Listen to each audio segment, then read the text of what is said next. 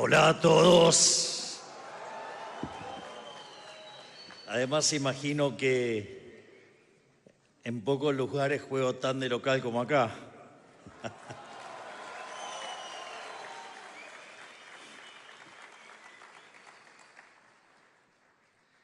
Bueno, la charla de hoy básicamente va a versar sobre lo que es la política monetaria de cara al futuro, y para eso la charla tiene tres partes.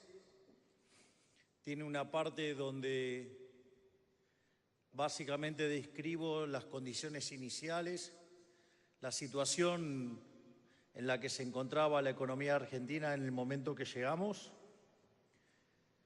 Por otra parte, a la luz de lo que estamos implementando y del éxito que está teniendo, lo que voy a explicar es el diagnóstico que nosotros desarrollamos y, como consecuente de ello, digamos, el paquete de política económica que diseñamos, y muy particularmente la cuestión monetaria. Yo quiero señalar que estamos frente a un evento histórico, una forma no convencional de bajar la inflación, y por eso creo que este es un ambiente que amerita en el cual discutamos lo que estamos haciendo, porque si bien todavía es prematuro, cuando uno tiene conciencia histórica entiende la característica del logro. Nosotros, cuando llegamos, la inflación mayorista, que es la que se adelanta, viajaba al 54% mensual. Es decir, eso es anualizado, da 17.000. Y el último número de mayoristas fue de 2%. Es decir, una inflación del 28%.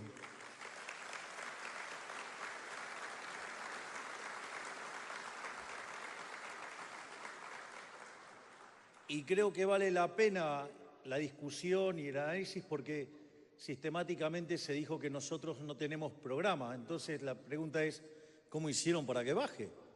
Es decir, la verdad que yo sepa, ni el equipo de Toto ni yo, digamos, hemos estado estudiando con Copperfield cómo hacer magia. Así que me parece que vale la pena discutirlo. Lo que sucede es que después de tantos años de colectivismo, creo que casi como que, digamos, en la población, y le diría, y más que nada en la profesión y los comunicadores, perdieron noción y conciencia de que es un programa de estabilización, en especial en una perspectiva liberal. O sea, un programa de estabilización tiene un programa fiscal, un programa monetario y una política cambiaria. Ahora, si ustedes después le quieren agregar cosas, es porque empiezan a mostrar cuotas de dirigismo, no, digamos, cuotas de política. O sea, es una forma distinta de ver el proceso. Y además me parece que también vale la pena analizarlo, porque a diferencia de otros casos, lo interesante de esta estabilización es que no hubo una hiperinflación previa, porque cuando ustedes tienen una hiperinflación previa, lo que hace es licuar los activos financieros. Por lo tanto, la estabilización después es muy fácil, porque parten de niveles de demanda de dinero muy, muy bajos. Entonces, la propia recomposición de la demanda de dinero hace que sea mucho más fácil estabilizar. Ahora, claro, pasar por esa experiencia y llegar a ver la cantidad de pobres en el 95% no sería un ejercicio agradable, por decirlo de alguna manera. La otra característica muy importante, y que de hecho durante la campaña tuve que lidiar mucho contra esta acusación, es que nosotros no hicimos un plan Bonex, es decir, no hubo expropiación.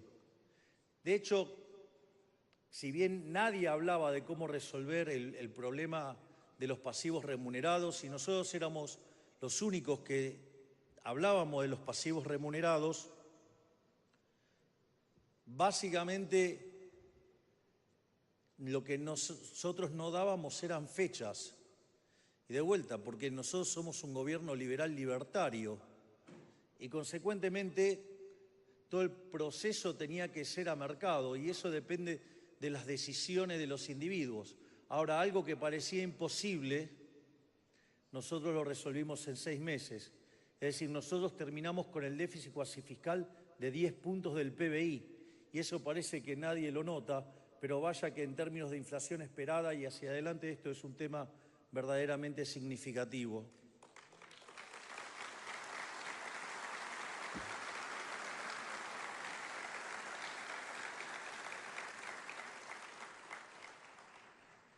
Otra característica adicional de este programa es que no tiene controles de precios.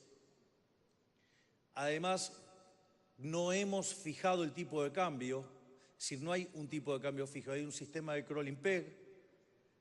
Y eso también es interesante a los efectos de mirar los resultados inflacionarios, es decir, al tener un sistema de crawling peg, nosotros, el programa hoy como está diseñado, tiene una inflación inducida, que es el crawling peg más la inflación internacional. Eso más o menos arroja una tasa de inflación mensual del 2,5%. Entonces, cuando uno mira la inflación minorista, que el último registro fue del 3,5%, quiere decir que la verdadera inflación macro viene viajando al 1%. Es decir, que es la diferencia entre la inflación observada y el crawling peg más la inflación internacional. Eso quiere decir que entonces la inflación del programa está en el orden del 1%. Esto quiere decir que hoy la verdadera inflación en Argentina estaba viajando al 13% anual. Y eso sí que parece un sueño a lo largo de lo que hemos estado padeciendo durante los últimos 20 años, o desde la creación del maldito Banco Central de la República Argentina en 1935, salvo el periodo que fue el programa exitoso de estabilización más exitoso de la historia argentina y que nació acá, que fue el plan de convertibilidad del ministro Domingo Felipe Cavallo.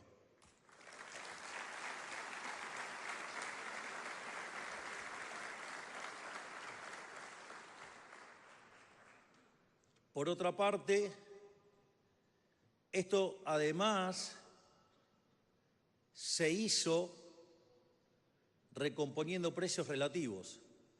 Es decir, y con todo esto estamos llevando la inflación en niveles que podrían estar entonces oscilando entre el 10 y el 25%, lo cual, digamos, si no lo quieren considerar un milagro o no le gusta la teoría económica que estamos utilizando, se lo podemos aducir a la fuerza del cielo.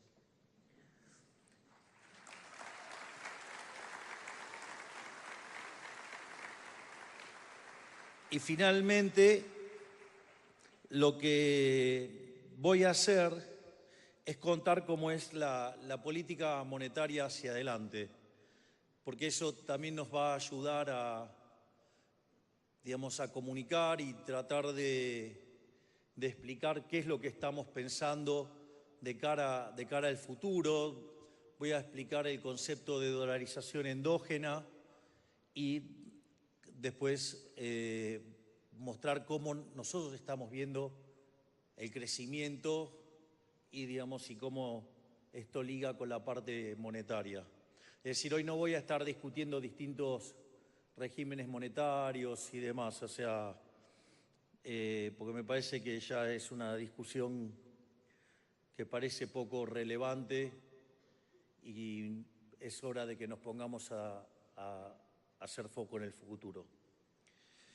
En ese sentido, cuando nosotros asumimos era una situación de un descalabro enorme. Nosotros estábamos frente a lo que podría haber sido la crisis más importante de la historia argentina, ya que combinaba los elementos de las 3 grandes crisis argentinas.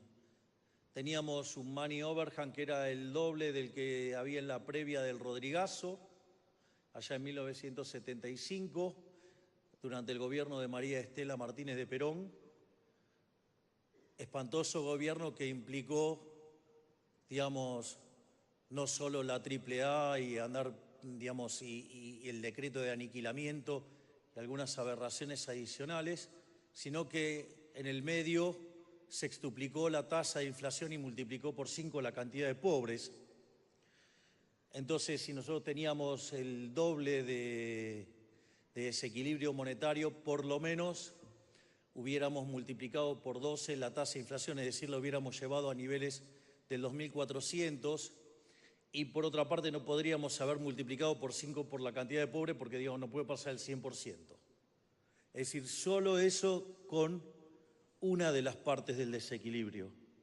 El otro desequilibrio era el desequilibrio en el balance del Banco Central. Teníamos una relación de pasivos remunerados respecto a la base de 4 veces, es decir, nos dejaron una situación donde a un día podíamos quintuplicar la cantidad de dinero, y esa situación era mucho peor que la que teníamos en el Banco Central en el año 1989, antes de que estalle la hiperinflación de Alfonsín, que después terminó con la huida de Alfonsín del poder 6 meses antes. Y además también teníamos indicadores sociales que eran peores que los que había en diciembre del 2001,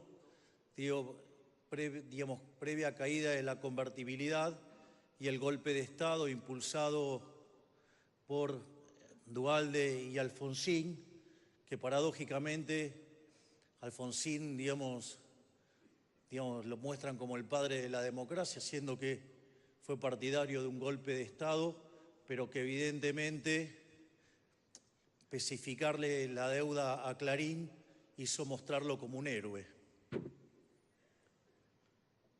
En ese sentido,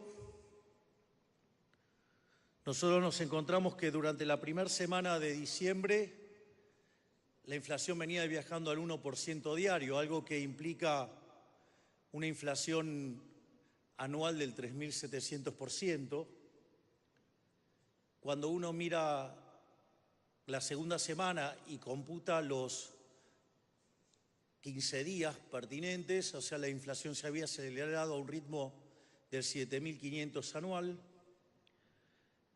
Si toman la del IPC de 25,5%, estaríamos hablando de una inflación anualizada cercana al 1.500%, y si tomamos la del IPC, la del IPM, perdón, la mayorista, anualizada, ese 54 implicaba 17.000%. Ese era el contexto que nos encontrábamos. Entonces, y además de los desequilibrios que les mencioné, también teníamos los desequilibrios flujos. Teníamos déficit gemelos por el equivalente a 17 puntos del PBI.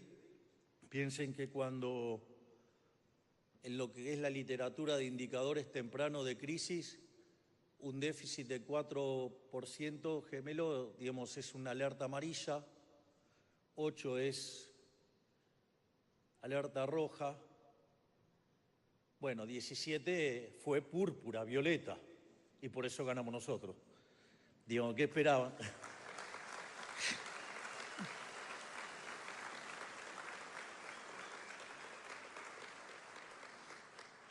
Si bien, nosotros solemos describir la herencia, no nos quejamos de la herencia, vinimos y resolvemos el problema, porque la realidad, yo soy el primer presidente liberal libertario de la historia de la humanidad. Eso no ocurre en condiciones normales de presión y temperatura. Ahora, de esos 17 puntos de déficit, 15 estaban en el Estado Nacional, 5 era el déficit del Tesoro y 10 era del Banco Central. Al mismo tiempo, teníamos una brecha del 200%, es decir, la relación entre el tipo de cambio paralelo y el oficial era 3-1. A mí eso, digamos, me causa gracia porque cuando pega el salto el tipo de cambio y que se acelera la tasa de inflación, digo, algunos economistas me culpan a mí de haber devaluado. Y la realidad es, me parece que si eso lo hace alguien que no está formado en economía, lo puede entender. Es decir, la gente no está obligada a saber de economía. Pero digo, me resulta raro que lo digan economistas profesionales, ¿no? Porque, digo, si tengo una brecha del 200% y tengo reservas internacionales netas negativas en 12.000 millones de dólares, digo, yo no devalué, yo lo único que hice es sincerar, es blanquear las cosas, es mostrar las cosas como son en realidad. Es más, no solo que teníamos ese problema, sino que además teníamos entre la deuda de la CIRA, que la verdad un verdadero escándalo, y dividendos atrapados, esa deuda en el central eran por 60.000 millones de dólares. Teníamos además deuda en pesos venciendo por el equivalente a 90.000 millones de dólares. Teníamos deuda externa venciendo por 25.000 millones de dólares, donde mayormente era con organismos multilaterales, pero como el gobierno anterior vivía incumpliendo, el programa estaba caído. También eso fue muy interesante porque todo el mundo hablaba de que el programa no era consistente. Digo, y pensar que uno, después de semejante historial de incumplimiento, digamos, uno va, se sienta en el fondo, esa discusión no es una discusión rápida, y en general esa discusión demanda 3 meses. Nosotros cerramos el programa en un fin de semana. Quiere decir que bastante ordenadito lo teníamos. Entonces, en ese sentido, digo, la situación era bastante compleja y además teníamos un pasivo oculto adentro del central que era el tema de los puts. Y ese era todo el cuadro con el que nos habíamos encontrado. Y entonces lo que nosotros necesitábamos era frenar la posibilidad de una hiper, o sea, porque si hubiéramos sido una hiperinflación, la situación hubiera sido verdaderamente desastrosa. Si ustedes de vuelta miran los saltos en la pobreza de lo que es la crisis del Rodrigazo, la hiperinflación de Alfonsín o el golpe de Estado de la Rúa, digo, se van a dar cuenta que cualquiera de esas situaciones por sí solo hubiera duplicado la cantidad de pobres. Entonces la situación era bastante complicada. Es más, hasta también me sorprende la deshonestidad intelectual de economistas y políticos, digamos, o peor aún, de políticos que son economistas. Digamos, entonces, por ejemplo, uno de ellos dijo, no, tenés la responsabilidad de haber aumentado la cantidad de pobres en 5 millones. Esto también es muy interesante porque y plantea lo difícil que puede ser el diseño de la política económica, pero sobre todo la comunicación de la misma. Como todos ustedes saben, en Argentina la pobreza, dentro de las metodologías que hay, Argentina utiliza el método de los ingresos, ¿no? O sea, entonces se mira la canasta básica alimentaria, de ahí se saca la canasta básica total. Eso tiene una consecuencia en términos de ingresos. Digo, la conversión entre estas dos líneas se llaman curvas de Engel o coeficientes de Engel, y se lo compara con los ingresos y se mira cuántos pobres hay. Básicamente, estoy explicando muy sintéticamente cómo es la metodología, ¿no? Entonces la pregunta es, ¿cómo? Si yo hago un sinceramiento, entonces los números vuelan, y entonces ¿qué sentido tiene de sincerar? y esto también vale la pena, digamos, debatirlo y discutirlo y analizarlo. Digamos, Argentina, de hecho, venía con controles de precios, o sea, el gobierno anterior controlaba precios, pisaba tarifas. La verdad es que si ustedes miran cualquier informe, van a ver, digamos, todo lo que era el desequilibrio con los precios relativos. Entonces, cuando ustedes tienen un control de precios, o sea, siguen teniendo déficit fiscal, lo financian con emisión monetaria, que dicho sea de paso, el gobierno anterior emitió 13 puntos del PBI durante el último año, donde la inflación, digamos, que se genera por emisión, en Argentina tiene un rezago entre 18 y 24 meses. Es decir, todavía va a haber que seguir purgando las aberraciones del gobierno anterior. Y no es que lo digo ahora, lo dije en campaña. No es que, digamos, y lo pueden buscar en videos míos de casi 10 años y digo exactamente lo mismo. Entonces, ¿qué es lo que pasa? Ustedes tienen el control de precios y aparecen dos efectos. Uno es que se van hacia otros bienes y empieza a escasear los bienes que están en el control, que en general son los que están en el índice de precios. Entonces, cuando ustedes miran el índice de precios no refleja los efectos del control, los efectos de la escasez.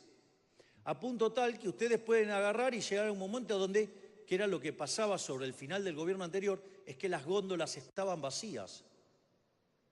Entonces, eso me hace recordar mucho a un ejemplo que da Juan Carlos de Pablo en uno de sus brillantes libros sobre política económica, donde dice, entra un señor, un bazar, dice, quiero ese jarrón, ¿cuánto cuesta? 5 millones. ¿Cómo 5 millones? Si enfrente está 1 millón. Bueno, vaya y compre enfrente.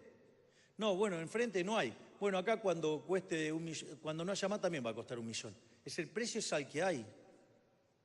Entonces, quiere decir que ahí ese problema de desabastecimiento no está contemplado en el índice. Por lo tanto, la medición de lo que cuesta esa canasta es mentiroso. Porque además, ¿cuál es el poder de compra de 100 pesos, 1.000 pesos, 10.000 pesos, 20.000 pesos, lo que ustedes quieran, si enfrente la góndola está vacía? ¿Cuánto es ese precio? Ese precio, digamos, es infinito, porque, digamos, o sea, no importa cuántos pesos le vayan a tirar, porque, digamos, el producto no existe. Entonces, frente a esa situación donde el producto no existe y ustedes no sinceran, los productos no aparecen. Entonces, si usted no sincera, ¿qué pasa? Se va a morir de hambre, porque los productos no aparecen. La única forma en que los productos vuelvan a aparecer es que usted sincere los precios. En el momento que los precios usted los sinceró, claro, eso sí queda registrado estadísticamente, salta la canasta básica alimentaria, por curva de Engel, salta la canasta básica total y usted registra más pobres. Hay un trabajo maravilloso que ha hecho recientemente un profesor de la DITELA, que es González Rosada, y muestra que ese sinceramiento llevó la pobreza al 57%. Pero de vuelta, eso estaba ahí. Eso estaba ahí. Pero, digamos, o sea, era más fácil ocultarlo entonces. No, no era más fácil ocultarlo. O sea, ustedes no comen estadística, ustedes comen producto de verdad. Lo que tenemos que tratar es que las estadísticas digan, digamos, si estén lo más parecida a la verdad. Y la buena noticia es que hoy, después de que durante 5 meses los salarios reales suben sin parar, donde los que más suben son los del sector privado, donde se está recuperando muy fuertemente el privado informal y el que viene, digamos, no recuperando y viene rezagado es el sector público porque hay motosierra.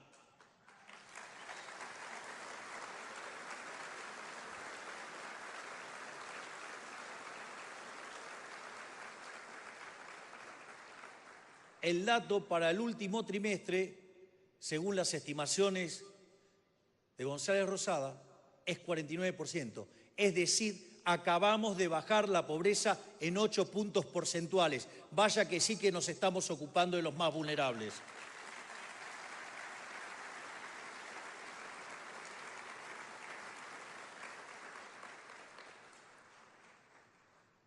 Entonces, el punto es, bueno, ok, estamos bajando la inflación, no hay plan social más poderoso que bajar la inflación, porque está claro que, digamos, el impuesto inflacionario es un impuesto súper regresivo, y entonces es, bueno, ok, ¿cómo lo hicieron?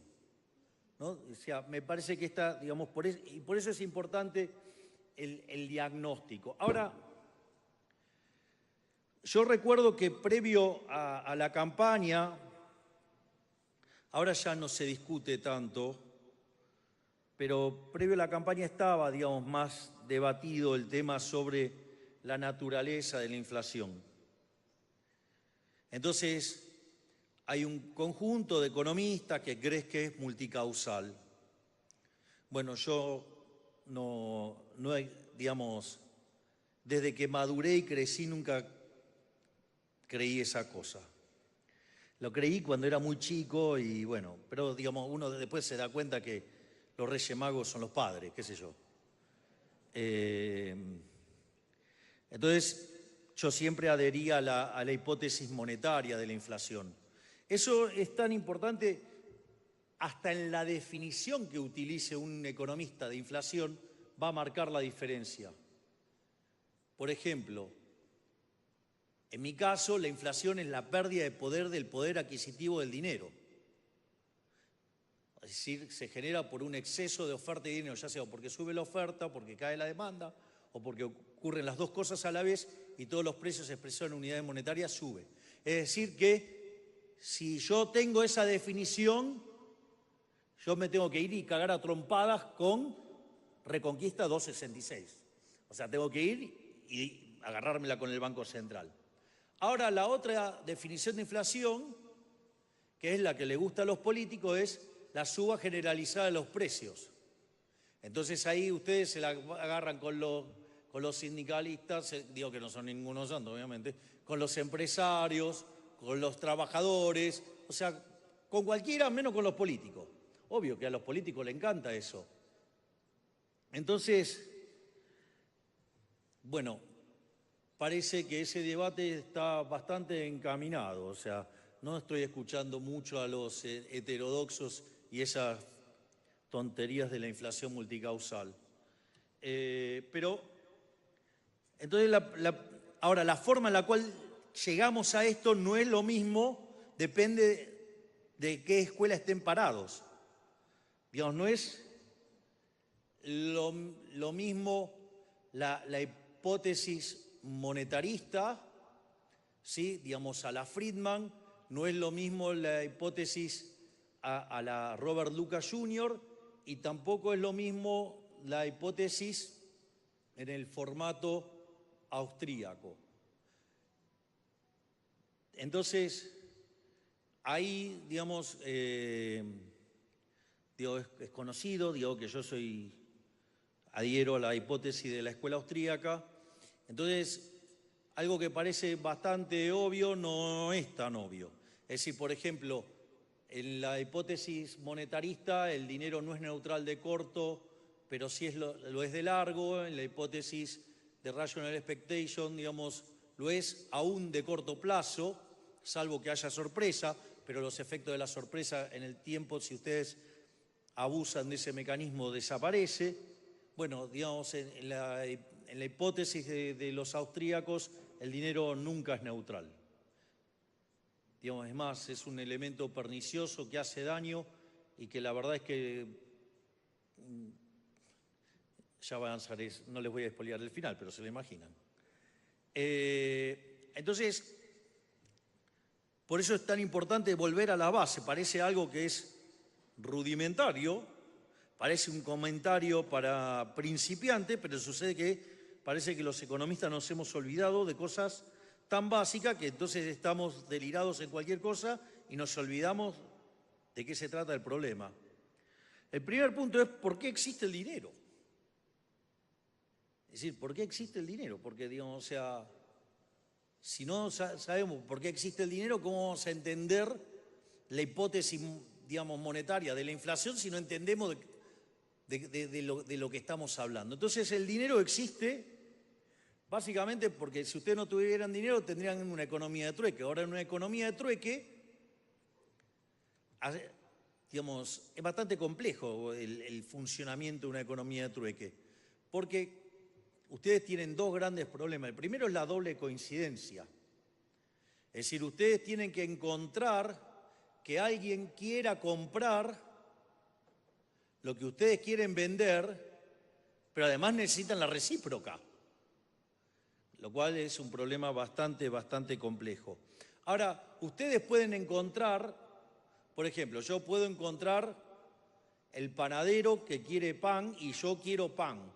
Ahora, hay un problema de indivisibilidad también, porque yo, digamos, puedo querer 1 kilo de pan, no sé, 2, 3 si quiero repartir, pero, digamos, no estoy dispuesto a dar una charla completa por 3 kilos de pan. Y al panadero no le interesa, digamos, escucharme 3 minutos de mi presentación. Entonces, esa indivisibilidad más el problema de la doble coincidencia hace que muchas transacciones se pierdan y eso genera una pérdida de bienestar enorme. Entonces, el dinero, digamos, viene a tratar de resolver este problema. Y así es como que aparecieron otros tipos de dinero. O sea, el hombre no se quedó llorando, no, uy, qué problema, no, ¿qué hago? No consumo. No, le buscó la vuelta. Lo que hizo es buscarle la vuelta. Y esa vuelta era que había algunos bienes que se intercambiaban más que otros. Entonces ustedes iban y compraban ese bien, no porque les interesaba consumir ese bien, sino que iban y compraban ese bien para comprar el otro bien. Es decir, era un bien de intercambio indirecto. Esto es un tema extremadamente importante. Esto es fundamental, porque si no entendemos esto, no entendemos la naturaleza del dinero. El dinero es un bien de intercambio indirecto. Esta es la clave, porque ahora voy a explicar por qué es tan importante entender esto. Ahora, si es un bien de intercambio indirecto, eso también implica entender las distintas monedas que tuvo el ser humano. Por ejemplo, cuando el hombre era nómade, la primera moneda que tuvo era el ganado. ¿Y por qué era el ganado? Y porque andaban con el morfi caminaban con el morfi al lado. O sea, algo que hoy sería bastante complicado psicológicamente resolver, de que andan con el bicho que después van a matar para comérselo. Digo, de vuelta, son cosas que, digamos, no la naturalicemos, o sea, pero era como funcionaba el mundo. Y, claro, pero después el hombre se hizo sedentario. ¿Y qué era lo que comía más? Comía pan. Y entonces, lo que más comía, si era pan, lo que más usaba entonces era el trigo. Entonces, una de las primeras monedas que aparecieron fue el trigo. Porque justamente, no porque quería comer trigo ni que quería pan, sino que le servía como bien de intercambio indirecto. Y así han aparecido otro tipo de, digamos, ha aparecido la sal, el lino, digamos, ha aparecido, digamos, el tabaco. Es más, fíjense yo soy un señor grande y en algún momento había películas de cárceles y que usaban como dinero en las cárceles, el cigarrillo, ¿sí? Y después digamos, o después hay cosas muy divertidas, por ejemplo, en la hiperinflación de Alemania se usaba el coñac. Entonces Milton Friedman en un momento hace un chiste que dice, sí, usaron el coñac, la definición más líquida de dinero que conocí en mi vida, ¿no? O sea, ¿y a qué viene todo esto? Que si nosotros comprendemos que el dinero es un bien de intercambio indirecto, que solamente lo usamos para hacer transacciones, eso implica que entonces la demanda de dinero es una demanda derivada, es una demanda espejo, cuya contrapartida es el conjunto de funciones de exceso de demanda de toda la economía. Es decir, todo lo que es el mercado de bienes. Es decir, con lo cual si se empiezan a a remontar a los clásicos, y eso lo pueden leer en Hume, lo pueden leer en Adam Smith, quien probablemente mejor lo describe es John Stuart Mill. Ellos hablaban de un lado real y de un lado monetario, hablaban del velo monetario. Y decía, bueno, mientras que no hagamos disparate, todo funciona bárbaro, el problema es cuando empezamos a meter la mano, ahí es donde el sistema se descompone. ¿Y por qué esto es importante? Porque si la demanda de dinero, si el bien de intercambio indirecto, es decir, una demanda espejo, una demanda derivada, los fundamentos de la demanda de dinero, el verdadero componente dentro de la demanda de dinero, no es ni la burrada esa de poner el ingreso, ni la burrada esa de poner la tasa de interés. Y eso también es importante que quede claro. Cuando ustedes construyen un sistema de equilibrio general, en la función de exceso de demanda, no aparece el ingreso. Porque el ingreso se deriva de la venta de ocio más la participación que ustedes tienen de los beneficios en las empresas, que dependen de los precios. Por eso solamente hay precios y no aparece el ingreso en ningún lugar. Y las funciones de exceso de demanda son homogéneas de grado cero en precios y solamente aparecen precios relativos y nada más. Y si ustedes utilizan un numerario, quedarán escalados en ese numerario. En una economía monetaria ese numerario es el dinero. Pero no solo eso, tampoco aparece la tasa de interés. La tasa de interés no existe porque existe el dinero. La tasa de interés existe porque existe el tiempo. Es decir, si no hubiera tiempo no existiría la tasa de interés, no tendría ningún sentido. Es un contrasentido teórico. Entonces ustedes lo que van a encontrar en las funciones de exceso de demanda es vectores de precios. Y van a entrar los precios presentes y los precios futuros. Y la relación entre los precios presentes y los precios futuros lo que va a determinar es la tasa de interés. Y cuando todos estén arbitrados, la tasa de interés emergente es la misma para cada relación entre periodos. En definitiva, la demanda de dinero es una función que depende del vector de consumo. ¿Sí? El vector de consumo son todos los consumos de todos los productos, no solo hoy, sino de acá a la eternidad. Y si depende del consumo, el consumo va a depender de ¿qué? Ese sendero de consumo, o sea, ese sendero para el vector de consumo. Va a depender de lo que Robert Lucas Jr. decía eran los parámetros profundos. Los parámetros profundos, ¿qué son? Las preferencias, es decir, las funciones de utilidad, incluida la tasa de preferencia intertemporal, porque ahora estamos hablando de una economía que no es de un periodo, sino que es de la cantidad de tiempo que ustedes quieran. No solo eso, sino que además va a depender de la tecnología, es decir, de la función de producción, va a depender de las dotaciones de factores y va a depender del sistema de propiedad. O sea, todos parámetros profundos. O sea, son todos datos, si yo lo pongo en una foto hoy, son todos datos.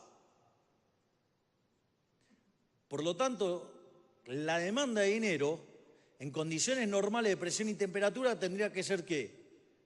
Directamente una función granítica. Por eso no eran tan tontos los clásicos cuando ponían la teoría cuantitativa versión Cambridge, si ustedes quieren, como una fracción del ingreso. O sea, no eran tontos.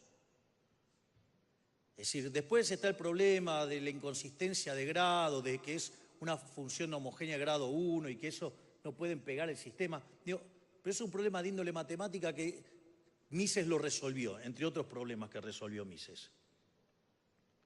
Pero más allá de eso, si ahora la función de demanda de dinero es una función granítica, esa función de demanda real de dinero, quiere decir que eso en equilibrio en el mercado monetario se tiene que igualar a los saldos reales, es decir, la cantidad de dinero dividido el nivel de precios.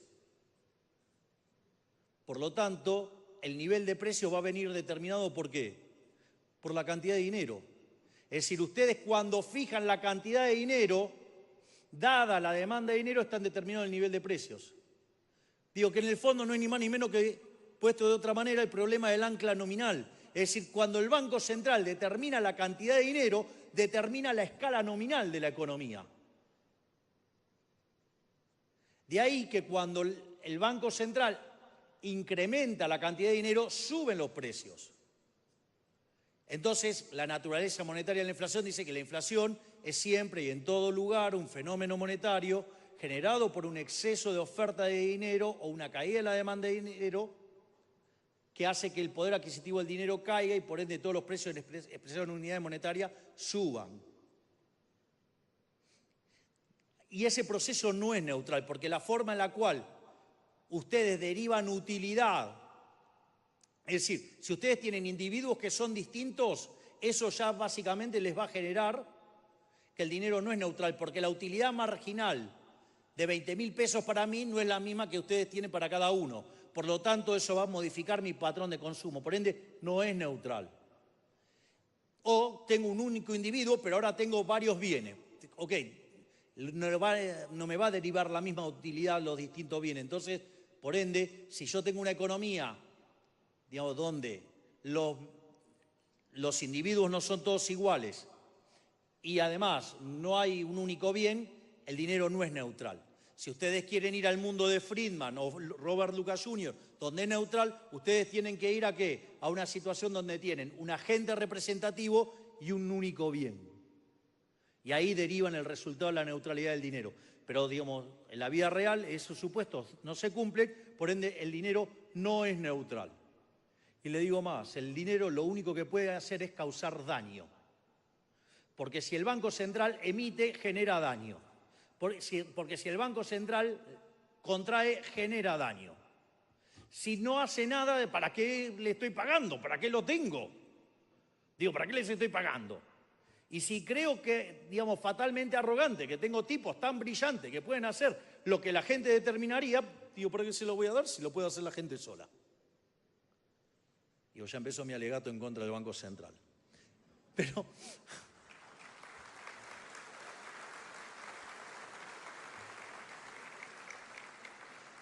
Pero digamos, acá lo importante es la naturaleza monetaria de la inflación. Y evidentemente, cuando el Banco Central empieza a hacer chanchadas con la cantidad de dinero, la escala nominal se empieza a mover y obviamente que los precios relativos se empiezan a distorsionar y la inflación empieza a generar un daño enorme. Es decir, uno de los beneficios de tener estable la inflación, que no derrama, que el único número de inflación estable que no derrama es 0. Entonces, básicamente, si yo genero inflación, empiezo a generar distorsiones de precios relativos, empiezo a afectar los senderos de consumo, de ahorro e inversión, afecto la estructura de capital y termino generando ciclos de boom and bust, en general encima ligados a la política económica. Y la política económica suele hacer esas barrabasadas en tiempos electorales. Entonces, ¿usted puede creer que haya un tipo que esté tan loco que quiere ir a déficit cero, que es sacar la política fiscal en un año electoral, y emisión cero, sacar la política monetaria en un año electoral? O sea, yo.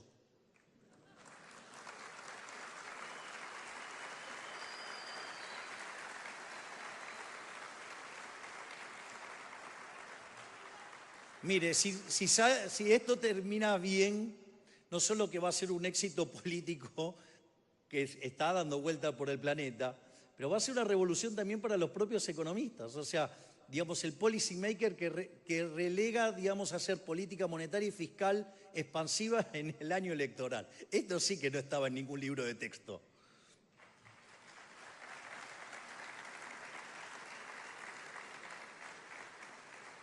Por lo tanto, habiendo probado, digamos, mi hipótesis de que el dinero, digo, la emisión de dinero es la causa de inflación, entonces ahora lo que tenemos que ver es por qué emitíamos dinero. Es decir, ¿cómo es que el gobierno anterior llegó a emitir 13 puntos del PBI? Entonces, básicamente lo que nosotros teníamos que hacer era cortar de cuajo los elementos que hacían que la cantidad de dinero crezca. Entonces, digamos, el primero, más obvio y más evidente para todo el mundo era el déficit fiscal. Ahora, quiero decir esto. El déficit fiscal era 1/3 del déficit total que teníamos en el Tesoro, digamos, en Nación, quiero decir. Era 5 el Tesoro y 10 el cuasi fiscal. O sea que el despiola que teníamos en el Banco Central era el doble del que teníamos en el Tesoro. Y de esos 10 nadie hablaba encima. Esta era la cosa más grave de todo esto. Entonces, para eso había que cortar con el déficit fiscal. Nosotros, durante la campaña, y eso no pueden decir que no lo anuncié, nosotros hicimos campaña con una motosierra. Miren, nosotros la campaña simbólicamente tenía 3 cosas. Una era la motosierra, que era el ajuste fiscal. Otra era un billete de dólar, que básicamente era la competencia de monedas y la eliminación del Banco Central. Digo que le pusieron dolarización y saben lo que es tener que tratar de explicar, no es competencia, es un trámite enorme. Y después, además en nuestros actos aparecía recurrentemente banderas de Israel, o sea, con lo cual, digamos, o sea, fíjense que en lo fiscal estamos cumpliendo, en la política internacional está recontra cumpliendo, digamos, y les voy a mostrar cómo es que estamos cumpliendo en lo monetario también. Es decir, con lo cual, digamos, nadie fue engañado en la campaña electoral. Es la primera vez en la historia de la humanidad que un candidato hace campaña diciendo que va a cortar el gasto público. Y de hecho lo hicimos. Cuando nosotros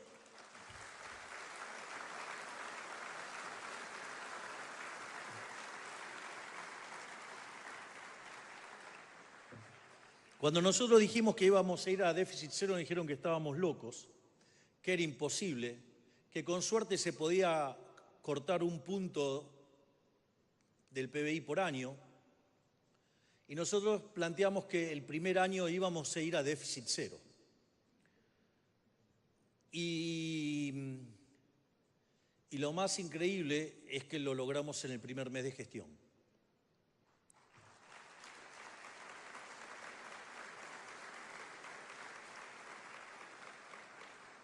Si ustedes miran los números de Argentina, en los últimos 123 años Argentina tuvo déficit durante de los 123, 113 años. Y en los únicos 10 años que no tuvo déficit estaba en default, por lo tanto, o sea, era una mentira. Es decir, es la primera vez en 124 años que Argentina va a terminar con equilibrio fiscal en la línea financiera. Vaya que las fuerzas del cielo la empujan.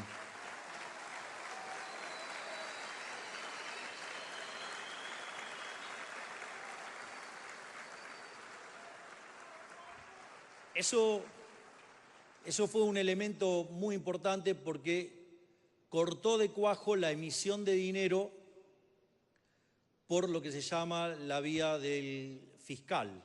Es decir, se cortó una de las fuentes de emisión monetaria y fue, digamos, después se empezó a discutir si la calidad del ajuste. Miren, ustedes, Argentina, el ajuste fiscal en términos reales es del 36,6%. Eso no pasó nunca en la historia de la humanidad, salvo en casos de que haya habido guerra. Y aún así, digamos, está entre los ajustes más grandes de la historia. Pero eso no fue solamente el ajuste que se hizo. También se fue por el ajuste en el Banco Central. Y ahí también esto es importante porque nadie decía cómo lo iba a arreglar. Hay otros que irresponsablemente decían que se arreglaba solo, que era lo mismo que no decían nada, pero que cuando le preguntaban, como no sabían qué hacer, decían que se iba a arreglar solo. Había otros que decían que lo que había que hacer era subir la tasa de interés, con lo cual lo único que hacía era agrandar el problema, pero nosotros sabíamos que no había que tocar la tasa de interés porque nuestra concepción sobre la naturaleza monetaria y la inflación, explicado por la cantidad de dinero, definitivamente tocar los precios está mal. Digo, para que se den una idea, digamos, la locura que es hacer política monetaria tocando la tasa de interés. A ver cómo lo podemos hacer.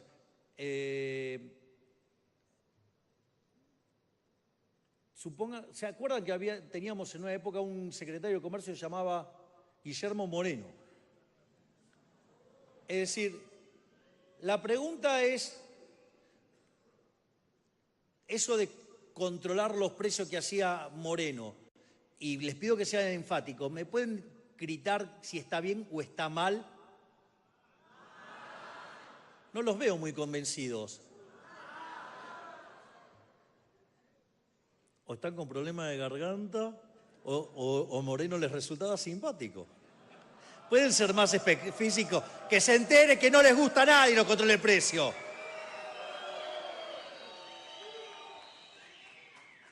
Bueno, querer controlar la tasa de interés es querer controlar los precios presente y futuro. Es decir, es como una suerte de Moreno Reloaded, es la versión increíble Hulk de Moreno.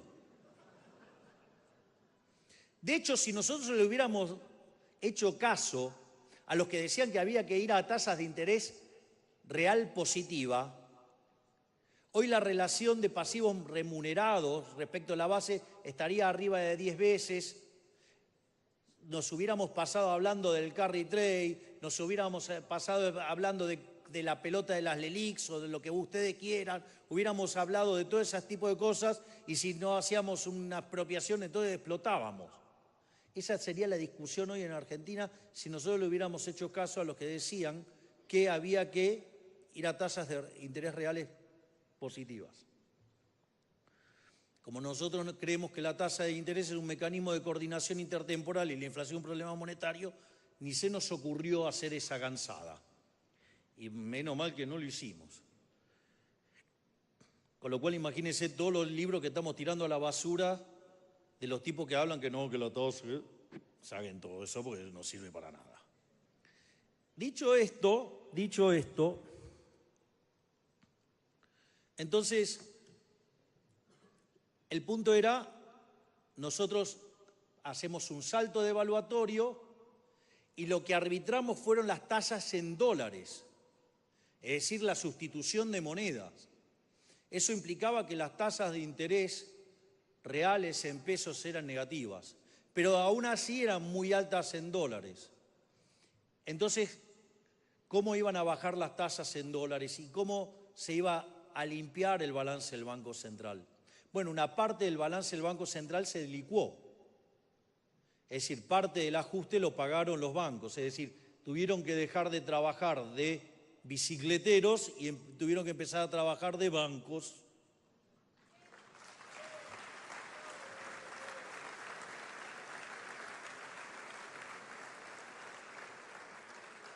Pero no solo eso, sino que conforme avanzaba el tiempo y los números fiscales eran sólidos, pudimos empezar a recrear con una tarea enorme de Pablo Quirno, empezamos a recomponer el mercado de pesos. Y en conjunción con otro coloso enorme, que es Santiago Bausili, empezaron a sacar los pasivos remunerados y empezamos a sincerar verdaderamente dónde estaba el problema, que era esa deuda debería haber sido siempre deuda del Estado, porque era déficit fiscal que se financiaba con emisión monetaria y que esa emisión monetaria, para que no impactara en precios, se la sacaba del mercado y se pagaba tasa de interés. Eso siempre debería haber sido deuda del Tesoro. Entonces, entre la tarea magistral, monstruosa, ciclopia de Toto Caputo, que no por nada fue elegido el mejor ministro de Economía del mundo, con lo cual lo felicito públicamente,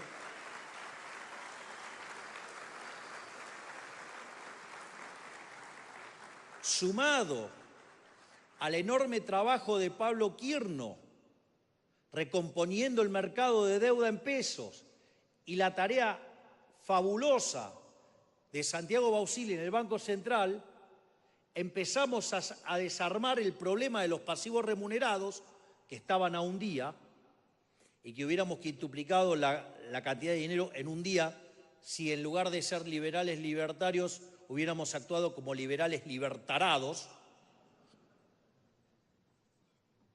Entonces, en ese contexto pasó algo increíble, algo que nadie le encontraba la solución, que todos miraban para el costado. En 6 meses limpiamos el balance del Banco Central de los pasivos remunerados, haciendo un ajuste equivalente a 10 puntos del PBI. Y eso hace que junto al ajuste que hicimos en el Tesoro hayamos hecho el ajuste más grande en la historia de la humanidad. Y aquí estamos.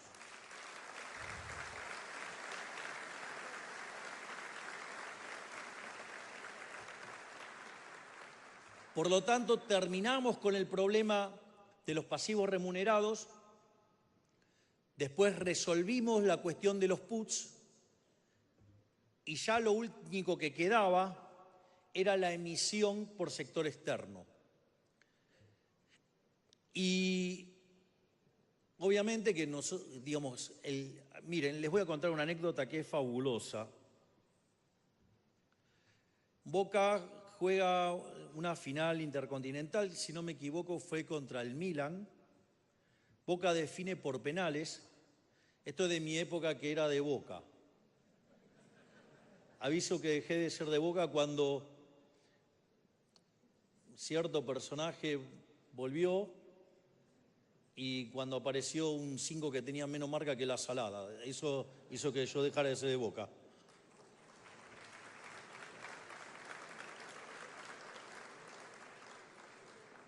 Pero no importa, ese es un detalle de 25º orden. Si sigue así, en algún momento voy a poder volver a la cancha. Pero bueno, eso es otro tema. Dicho esto,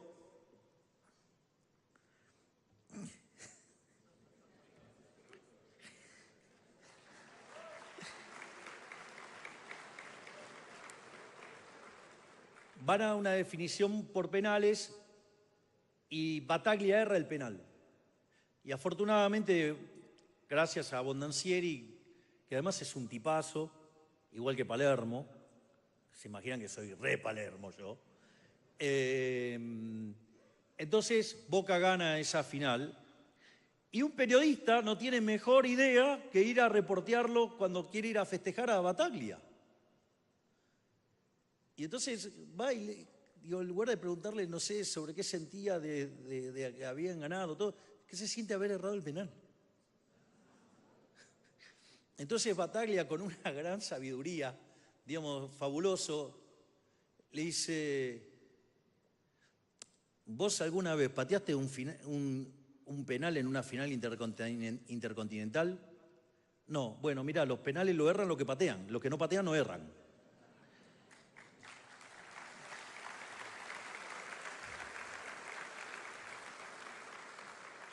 Es decir, a veces algunos dicen que cometemos errores. Y sí, claro que cometemos errores. El que hace, comete errores. Y en especial, digamos, gente que hace mucho.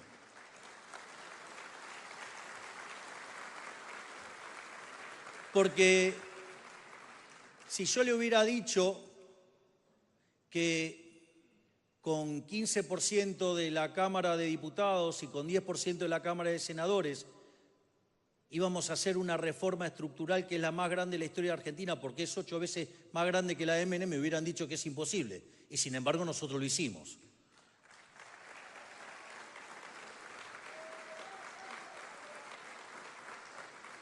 O cuando decían que, por ejemplo, era imposible terminar con los piquetes. Y gracias a la gestión de esa enorme ministra que es la doctora Bullrich, hoy en Argentina no existen piquetes.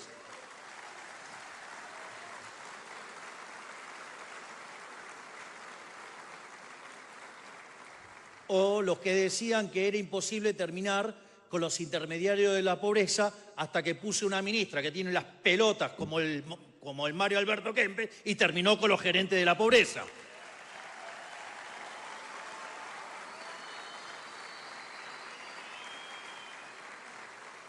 Así que imagínense todas las cosas que hacemos todos los días, miren todas las cosas que desregula todos los días, digamos, el ministro de Sturzenegger. O sea, con lo cual algo que era imposible, nosotros lo hacemos posible todos los días. obviamente, si ustedes todo el tiempo están haciendo cosas y algunas la van a tirar a la tribuna. Sí, la vida. Pero, digo, me parece que en el neto, sin lugar a dudas, estamos haciendo el mejor gobierno de la historia.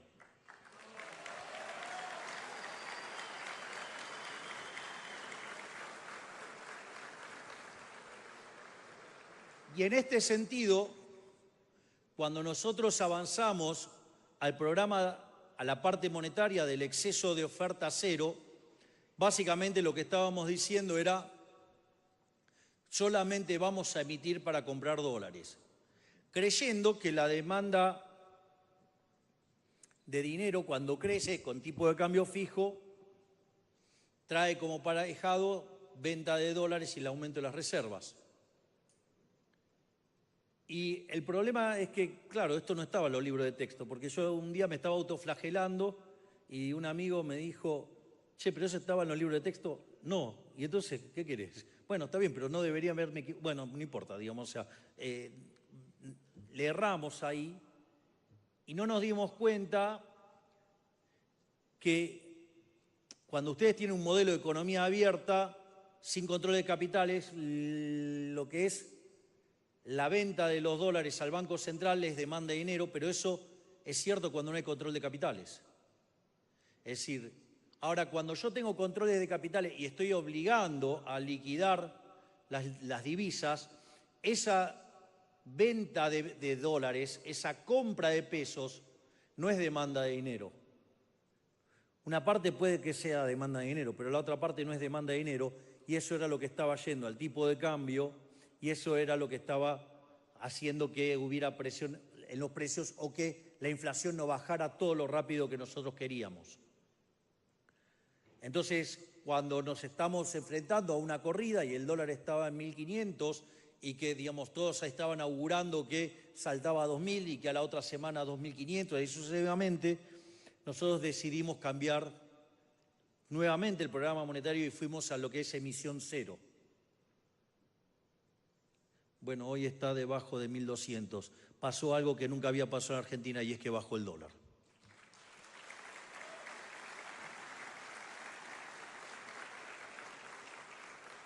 Y así es como llegamos a emisión cero y entonces hoy discutimos lo que es la salida del cepo.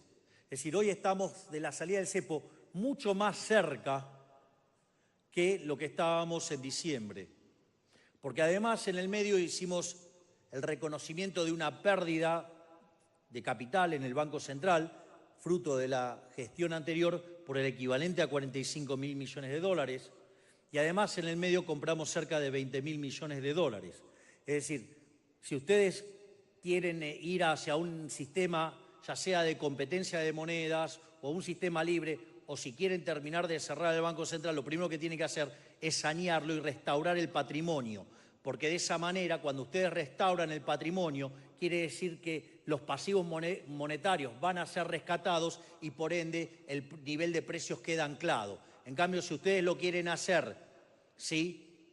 Digo, yo el otro día escuchaba a un estúpido, porque directamente un estúpido decía, no, eso lo podíamos hacer el primer día que íbamos cerrando el Banco Central. Bueno, mire, si ustedes nos rescatan los pesos, lo hacen con patrimonio neto negativo, digamos, ¿cómo eliminan los pesos? La única forma que se elimina es con una hiperinflación y, digamos, generando 95% de pobres y sí, en enero, el 1 de enero ya lo tenían de vuelta, digamos, a los kirchneristas de vuelta en el poder. ¡Ah, una genialidad! Digo.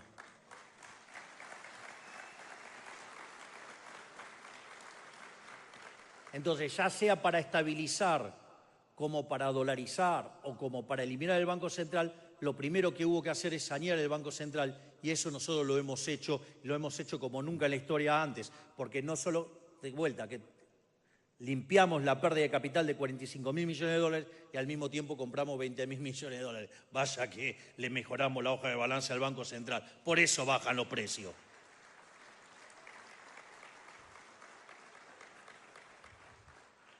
En cuanto a lo que es la salida del cepo, básicamente se tienen que dar 3 condiciones. La primera es que desaparezca el money overhang. El money overhang se toma lugar cuando yo tengo controles de precios o cuando tengo controles de capitales. Básicamente, nosotros generábamos déficit fiscal, emitíamos dinero, ese dinero iba al mercado de divisas, presionaba sobre el tipo de cambio, mientras que el poder adquisitivo del peso caía. Entonces, tratando de anclar los precios con el tipo de cambio, se fijaba el tipo de cambio y se empezaba a perder reservas. Cuando se perdían reservas, se eliminaba el exceso de demanda, digamos, a garrotazo, que es el control de capitales. De esa manera, a ustedes los obligan a demandar más pesos que los que quieren, aumenta la base imponible del impuesto inflacionario y esa es la forma en que corregían. Pero ahí ustedes lo que tienen es un montón de pesos sobrando, porque son pesos que querían comprar dólares y no podían y quedaron atrapados. Entonces, lo primero que ustedes tienen que hacer es eliminar el money overhang. Entonces, la pregunta es, ¿vos cómo sabés cuál es la demanda de dinero para determinar cuánto es justo el money overhang? Y eso, si bien uno lo puede hacer, tiene sus cuestiones, digamos, o sea, creerse esa función de demanda de dinero. Entonces, hay otro mecanismo. Nosotros decidimos mantener constante la cantidad de dinero. Si yo mantengo constante la cantidad de dinero, yo sé que el money overhang desaparece ¿cuándo? Cuando no hay más inflación. Entonces, yo fijé la cantidad de dinero. Cuando no hay más inflación, no hay más money overhang. Si la inflación del programa hoy es 2,5 la inducida y miro la observada en 3,5, hoy el programa genera 1 punto de inflación. Es decir, todavía queda money overhang por limpiar. Entonces, lo primero que tenemos que encontrar es que la inflación observada mapee con la inflación inducida, porque el día que eso pasa significa que se limpió el money overhang, es decir, dejaron de sobrar pesos. Es decir, eso es un elemento muy importante. El día que desaparece el money overhang, eso se da cuando la inflación observada coincide con la inducida. Y no es un mes, porque digamos, o sea, tiene que ser algo que se verifique robusto. Primer condición, que desaparezca el money overhang. ¿Alcanza? No. ¿Por qué? Porque todavía tengo problemas de stocks. Entonces también tengo que resolver el problema, por ejemplo, de los dividendos al exterior que todavía no pagué y los tengo atrapados. Es decir, necesito también arreglar el problema del stocks en moneda extranjera. Naturalmente, ¿con eso alcanza? No, falta una condición más, y es que la base monetaria, en su definición tradicional, coincida con la base monetaria amplia.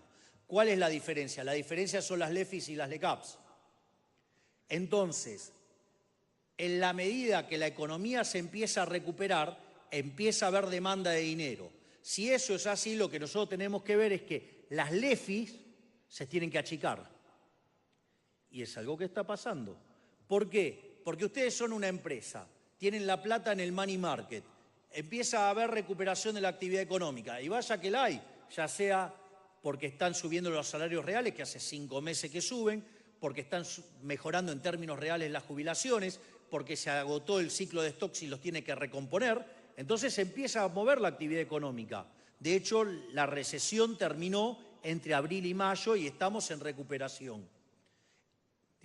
¿Ustedes se imaginaban que saben que hoy el EMAE desestacionalizado de agosto está en el mismo nivel que diciembre? Es decir, metimos el ajuste más grande de la historia de la humanidad y ya recuperamos el nivel de actividad económica con el que llegamos. Vaya si eso no se parece a un milagro.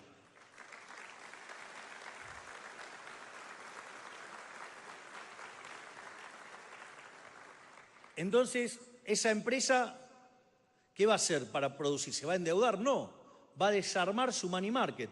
Cuando desarma su money market y le pide la plata al banco, ¿el banco qué hace? Desarma la posición de la LEFI. Entonces el Tesoro paga las LEFI, paga las LECAPs, y eso lo que hace es que la base monetaria en la definición tradicional se empiece a aparecer y empiece a atender a la base monetaria amplia, todo impulsado por la demanda de dinero, no por el lado de la oferta, de modo tal que eso no genere presión en el índice de precios, porque es demanda, digamos, ocurre desde la demanda de dinero.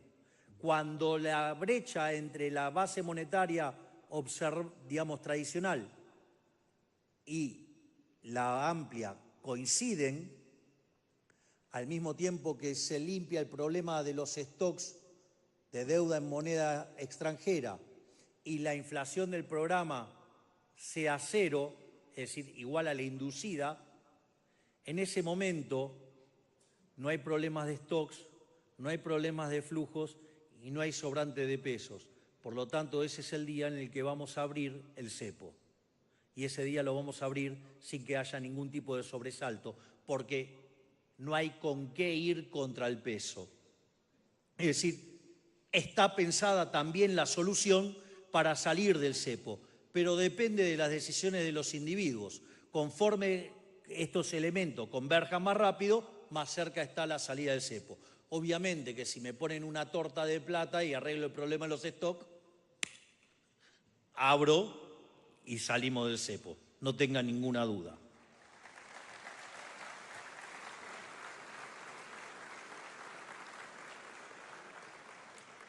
Ahora, el punto es cómo pensamos de acá hacia adelante, sin el cepo, cómo va a funcionar la política monetaria. Miren, acá el tema es que hemos decidido emisión cero. Entonces, ¿qué es lo que pasa si yo tengo emisión cero y la economía empieza a recuperar? Y obviamente, como consecuencia de ello, la demanda de dinero sube.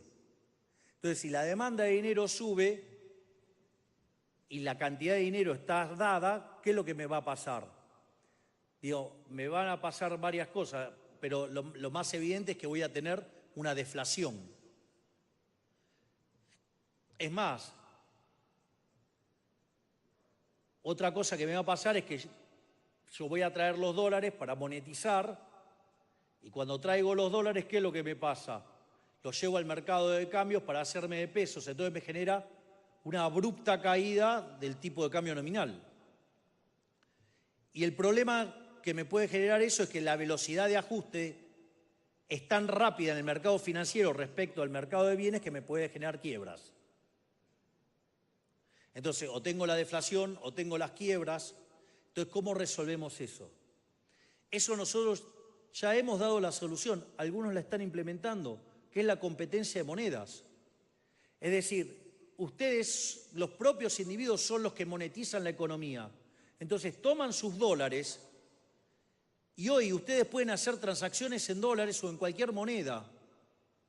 Es decir, hoy hay competencia de moneda. De hecho, ustedes pueden usar la moneda que quieran. ¿Por qué hacemos esto? Para que de esa manera no tengan que ir al peso y entonces se produzca una apreciación muy abrupta del peso que genere un problema en el lado real. Y eso hoy está ocurriendo, lo ha hecho un supermercado y a partir de lo que hizo el supermercado, digo, ya dado que lo hicieron, gracias Diarco, porque le mostraste a los demás que se puede hacer, háganlo todos.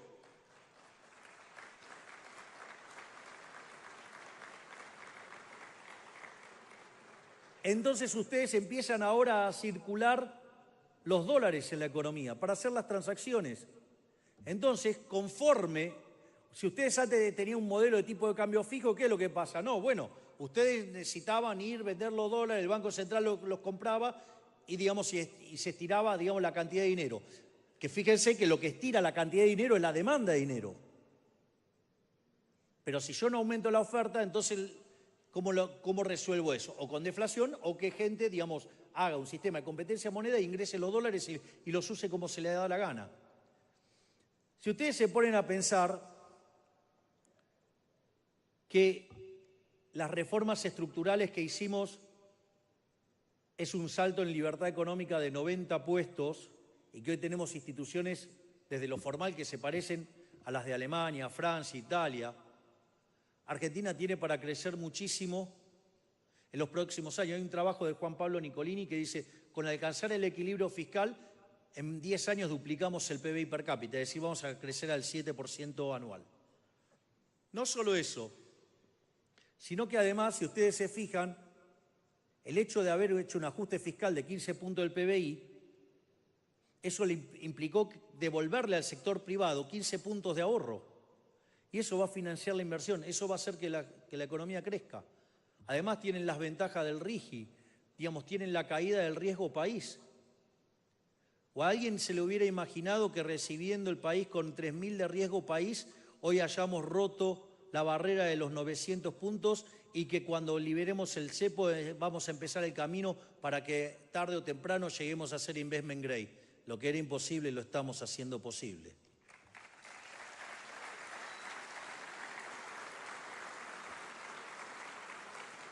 Y fíjense que conforme a la economía va creciendo, porque además caen las tasas de descuento, desaparece la inflación, desregulamos, y son todos elementos que hacen a que la economía crezca más,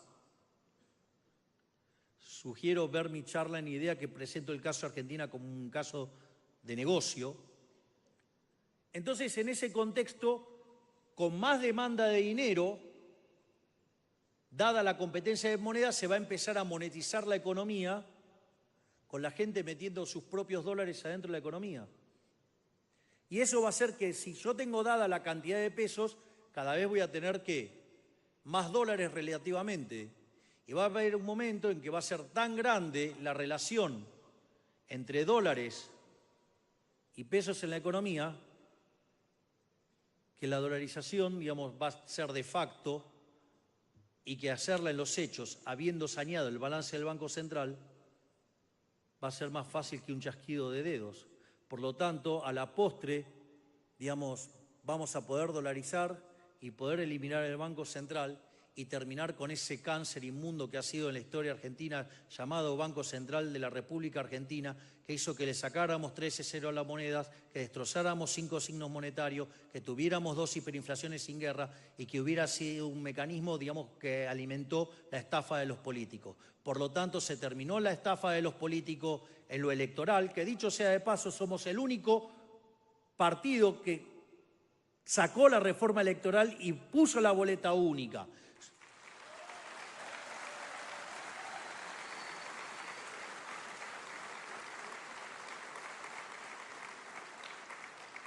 Somos el único gobierno que asegura el equilibrio fiscal porque hoy, digamos, vamos al presupuesto con una ley de déficit cero y si quieren gastar algo más, gasten, pero lo van a tener que recortar de otro lado y van a tener que poner la trucha y decirle a la gente de dónde la sacan.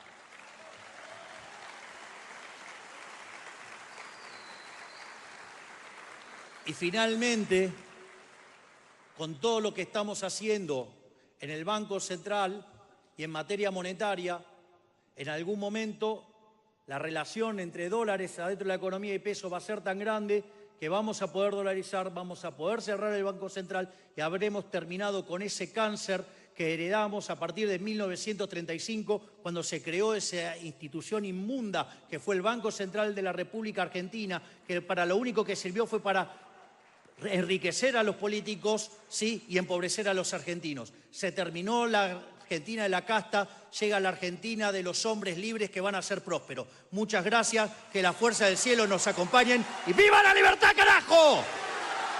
¡Viva la libertad, carajo! ¡Viva la libertad, carajo! Muchas gracias. Fueron las palabras del señor presidente de la Nación, Javier Milei. En este aniversario de la Fundación Mediterránea se retira el señor presidente de la Nación.